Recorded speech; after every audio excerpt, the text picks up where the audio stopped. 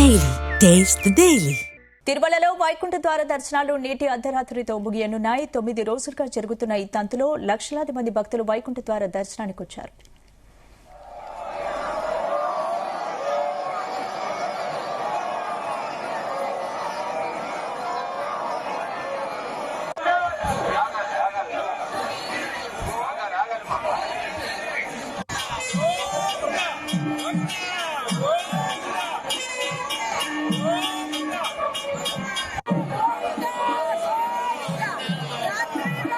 తిరుమలలో వైకుంఠ ద్వార దర్శనాలు నేటి అర్ధరాత్రితో ముగియనున్నాయి. 9 రోజులుగా జరుగుతున్న ఈ తంతులో లక్షలాది మంది భక్తులు వైకుంఠ ద్వార దర్శనం చేసుకుని పులకించిపోయారు.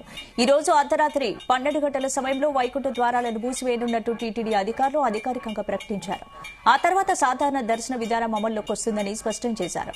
వైకుంఠ ద్వారాల మూసివేత అనంతరం ఆలయంలో రోజువారీ ఆరాధన సేవలు సాధారణ క్రమంలోనే కొనసాగుతాయని తెలిపారు.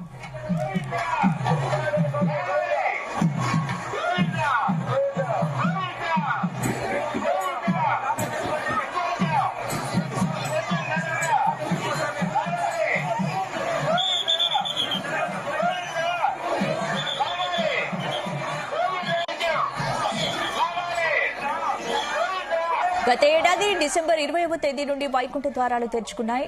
డిసెంబర్ 20 నుంచి 29వ తేదీ వరకు మొత్తం 9 రోజుల పాటు వైకుంఠ ద్వార దర్శనం కల్పించారు. ఈ సమయంలో రోజు ఉదయం నుంచి రాత్రి వరకు ప్రత్యేక ఏర్పాట్లతో భక్తులకు దర్శన సౌకర్యం కల్పించారు.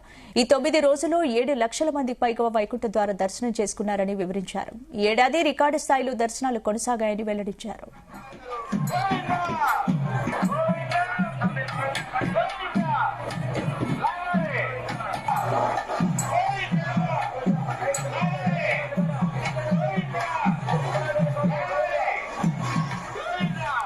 తొమ్మిది రోజుల్లో మొత్తం 7,09,000 మందికి పైగా భక్తులు వైకుంఠ ద్వార దర్శనం చేసుకున్నారని టీటీడీ అధికారులు ప్రకటించారు. రోజుకు సగటున 75,000 నుంచి 90,000 మంది భక్తులకు దర్శన సౌకర్యం కల్పించినట్లు వివరించారు. ప్రత్యేక క్యూలైన్, స్టోకెట్ విధానం, ఆన్లైన్ స్లాట్ల ద్వారా దర్శనాన్ని సజావుగా నిర్వహించామని తెలిపారు.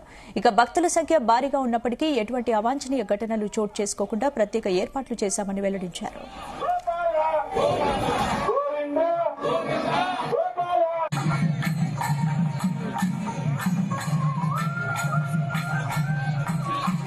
వైకుంఠ ద్వార దర్శనాల సందర్భంగా శ్రీవారి హుండీకి భారీగా ఆదాయం సమకూరిందని టీటీడీ అధికారులు తెలిపారు. మొత్తం హుండీ ఆదాయం 36.86 కోట్లు వచ్చిందన్నారు. అదేవిధంగా బంగారం, వెండి కానుకలు కూడా పెద్ద మొత్తంలో వచ్చాయని వివరించారు.